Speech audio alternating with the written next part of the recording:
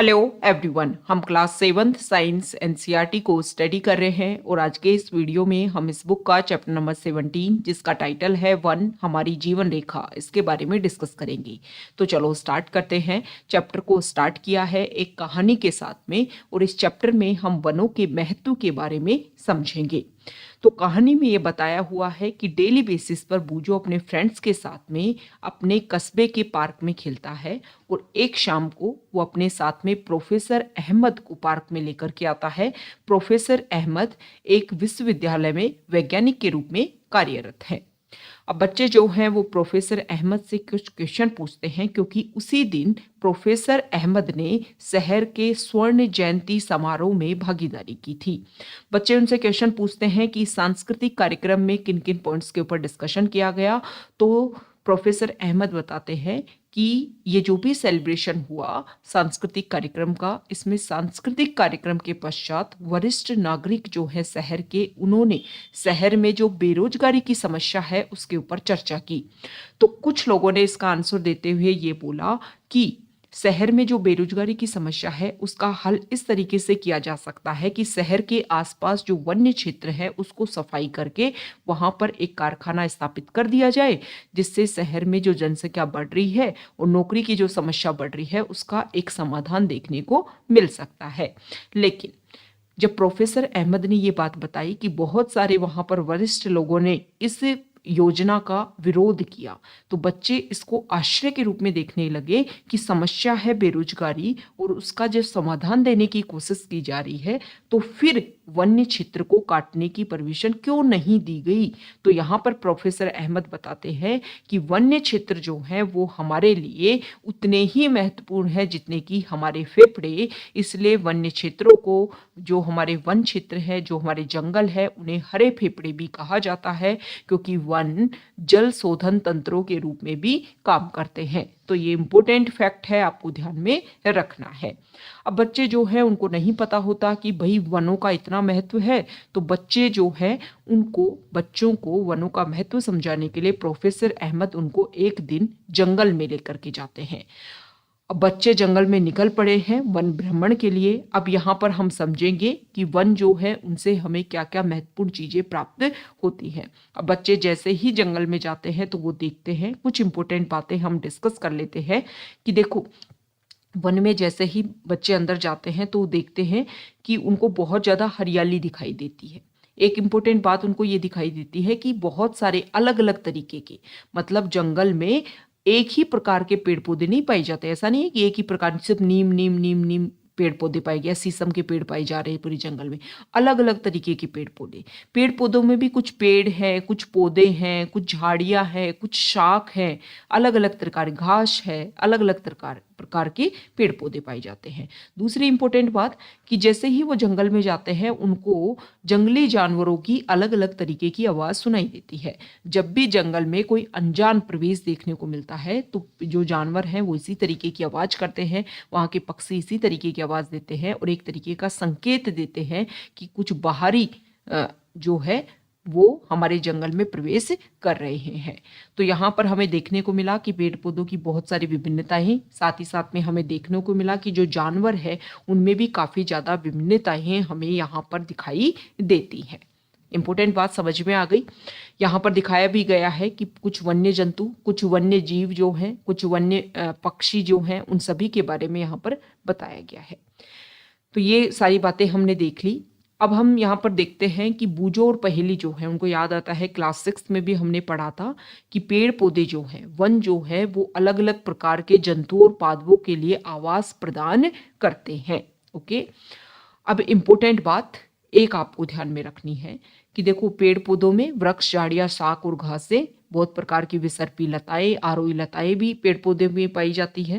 वृक्षों की घनी पत्तियों के आवरण के कारण सूर्य मुश्किल से कहीं दिखाई देता है, जिससे वन के अंदर काफी अंधकार दिखाई देता है। और अब हमें पता चलता है कि भाई पेड़ पौधों से हमें क्या क्या इंपॉर्टेंट चीजें मिलती हैं। तो पेड़ पौधों से हमें प्लाईवुड, ईंधन की लकड़ी, बक्से, कागज, माचिस, तीलिया और फर्नीचर, साथ ही साथ में गोंद, तेल, मसाले, जंतुओं का चारा, औषधीय पादप, जड़ी बूटी, ये भी पेड़ पौधों से हमें प्राप्त होते हैं। यहाँ पर पूरा का पूरा आपको इमेज के थ्रू समझा रखा है क्या क्या हमें मिलता है। अब जो पेड़ पौधे होते हैं वो पर्याप्त मात्रा में बीज उत्पन्न करते हैं, और जो वन जो होते हैं, वन की भूमि होती है, उनके अंकुरण और नवोद्भिद और पौधों में विकसित होने के लिए अनुकूल परिस्थितियां प्रदान करती है। कुछ बीज जो है वो वृक्ष के रूप में वृद्धि कर पाते हैं और कुछ जो है वो पेड़ पौधों के रूप में रह जाते हैं।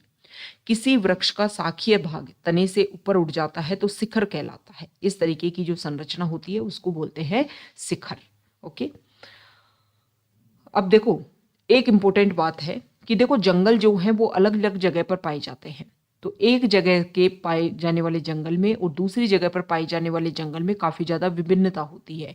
पेड़ पौधों की जो वैरायटी होती है उसमें भी विभिन्नता होती है, उसके घनेपन को लेकर के भी विभिन्नता होती है, जीव जंतु जो होते हैं उनको लेकर के भी विभिन्नता पाई जाती है। तो विभिन्न जलवायु परिस्थितियों के कारण वृक्षों और अन्य प्रकार के पादपों की किस्मों में भिन्नताएं पाई जाती हैं और जंतुओं के प्रकार भी विभिन्न वनों में भिन्न भिन्न होते हैं। तो ये हमने पेड़ पौधे देख लिए, उनकी लंबाई, छोटाई, ऊंचाई जो है ये सब कुछ यहाँ पर बताया गया है। जो जो जंगल होते हैं उनमें सभी प्रकार के पेड़ पौधे पाए जाते हैं। स्वयंपोषी भी, परपोषी भी, विषमपोषी भी पाए जाते हैं। जो जीव जंतु होते हैं वो भी सब प्रकार के पाए जाते हैं, शाकाहारी, मांसाहारी और सर्वाहारी, सभी प्रकार के जीव जंतु, पेड़ पौधे वहां पर देखने को मिलते हैं। ओके, स्वपोषी, परपोषी और मृतपोषी। ओके, अब देखो जो वन होते हैं उनमें अनेक खाद्य श्रृंखलाएं होती हैं। खाद्य श्रृंखला क्या होती है? जैसे घास को कीट खाता है, कीट को मेंढक खाता है, मेंढक को सर्प खाता है, सर्प को गरुड़ खाता है। सेम इसी तरीके से और भी अनेक प्रकार की खाद्य श्रृंखला पाई जाती है। अब इस खाद्य श्रृंखला में से अगर एक को भी हम रिप्लेस कर दें तो इसकी वजह से जितनी भी जंगल में खाद्य श्रृंखला पाई जाती है वो सभी इफेक्ट होती हैं, मतलब सभी एक दूसरे के ऊपर निर्भर होती हैं। पेड़ पौधों के ऊपर जंगल में रहने वाले सभी जीव जंतु, पेड़ पौधे आपस में क्या होते हैं? निर्भर होते हैं। ओके, अब पेड़ पौधों का क्या क्या इंपॉर्टेंस होता है? तो देखो पेड़ पौधे जो हैं वो कार्बन डाइऑक्साइड का यूज करते हैं, प्रकाश की, सूर्य के प्रकाश की उपस्थिति में ऑक्सीजन बनाते हैं, ऑक्सीजन रिलीज करते हैं और भोजन का निर्माण करते हैं। मतलब पेड़ पौधे क्या करते हैं? पेड़ पौधे करते हैं ऑक्सीजन और कार्बन डाइऑक्साइड का जो एक बैलेंस है पर्यावरण में उसके बनाने का काम करते हैं। मतलब बहुत ज़्यादा इम्पोर्टेंट है और इसीलिए पेड़ पौधों को हरे फेफड़े कहा जाता है, क्योंकि फेफड़े भी हमारी बॉडी में कार्बन डाइऑक्साइड को रिलीज करने में, ऑक्सीजन को लेने में हेल्प करते हैं। ओके, अब देखो पेड़ पौधे जो होते हैं और जीव जंतु भी होते हैं, तो जब उनकी मृत्यु होती है तो वो मृदा में मिलते हैं। मृदा में बहुत छोटे छोटे सूक्ष्म जीव होते हैं और ये जो सूक्ष्म जीव होते हैं इनको बोलते हैं अपघटक। और ये जो अपघटक है वो पादपों और जंतुओं के मृत शरीर को ह्यूमस में परिवर्तित करने का काम करते हैं। और ये सूक्ष्म जीव वन के लिए बहुत ज़्यादा इंपॉर्टेंट है। ये ह्यूमस जो है उसमें बहुत सारे पोषक तत्व होते हैं जिनको पेड़ पौधे दोबारा जल में विलीन करके मृदा से इनको शोषित करते हैं और उन्हीं पोषक तत्वों का दोबारा से उपयोग होने लगता है पेड़ पौधों के लिए। तो काफ़ी ज़्यादा इंपॉर्टेंट हो जाते हैं, ह्यूमस काफ़ी ज़्यादा इंपॉर्टेंट होता है, सूक्ष्म जीव काफ़ी ज़्यादा इंपॉर्टेंट होते हैं। जो हमारे वन क्षेत्र है उसमें न सिर्फ जीव जंतु और पेड़ पौधों की अलग अलग प्रजातियां रहती हैं, जो हमारे लोग हैं उसकी भी काफ़ी ज़्यादा प्रजातियां वहाँ पर रहती हैं जिनको बोलते हैं जनजाति। और ये जो जनजाति हैं वो अपने आश्रय, भोजन और जल और औषधियाँ इन सभी के लिए पेड़ पौधों के ऊपर जंगलों में निर्भर रहते हैं। ये बातें हमने डिस्कस कर ली। अब यहाँ पर कुछ बातें बताई गई हैं कि जैसे ही बच्चे जंगल से फिर बाहर निकलने लगते हैं तो उनको बारिश की बूंदें दिखाई देती हैं। अब देखो बारिश की बूंदें जैसे ही गिरने लगती हैं तो जंगल बहुत ज़्यादा घने, बारिश की बूंदें तो धरती तक, जमीन तक पहुंच ही नहीं पा रही। मतलब पेड़ पौधे जितने ज़्यादा लगाएंगे उतना ज़्यादा जमीन का कटाव जो है कम देखने को मिलेगा, बाढ़ जो है कम देखने को मिलेगी, क्योंकि मृदा को बांध करके रखती हैं पेड़ पौधों की जड़ें, जो काफ़ी ज़्यादा इंपॉर्टेंट होती हैं। साथ ही साथ में जल चक्र को भी बनाए रखने में इंपॉर्टेंट होती है, क्योंकि वाष्प का उत्सर्जन होता है, वाष्पन की प्रक्रिया होती है जो इंपॉर्टेंट होती है वर्षा की बूंदों के निर्माण करने में।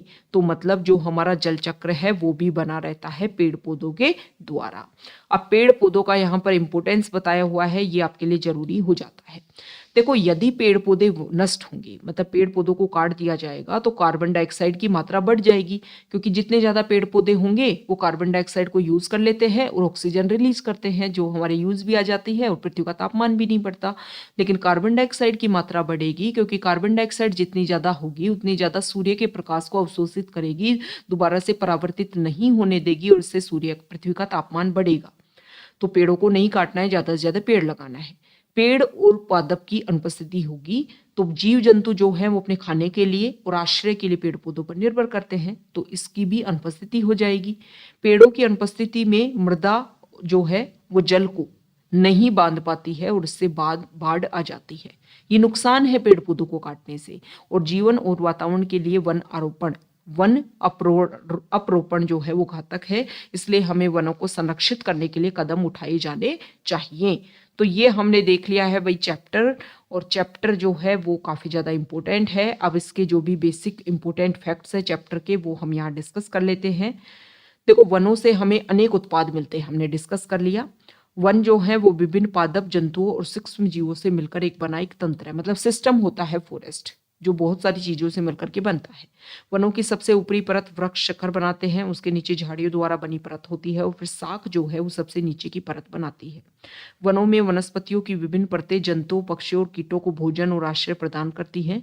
वन के विभिन्न घटक एक दूसरे पर निर्भर होते हैं। वन वृद्धि करते और परिवर्तित होते रहते हैं तथा उनका पुनर्जनन हो सकता है। वन में मृदा, जल, वायु और सजीवों के बीच परस्पर क्रिया होती रहती है। वन मृदा को अपरदन से बचाते हैं। मृदा वनों की वृद्धि करने और उसके पुनर्जनन में सहायक होती है। वन्य क्षेत्रों में वास करने वाले समुदायों को वन उनके जीवन के लिए आवश्यक सभी सामग्री उपलब्ध कराते हैं। वन इन समुदायों को जीवन का आधार प्रदान करते हैं। वन जलवायु, जलचक्र और वायु की गुणवत्ता को नियमित करते हैं। तो ये हमने चैप्टर डिस्कस कर लिया है कंप्लीट, जो आपके लिए इम्पोर्टेंट है। अगर आप यहाँ तक आए हैं, वीडियो आपको अच्छा लगा है तो प्लीज़ वीडियो को लाइक कीजिए, शेयर कीजिए और चैनल को सब्सक्राइब कीजिए। Okay, thank you.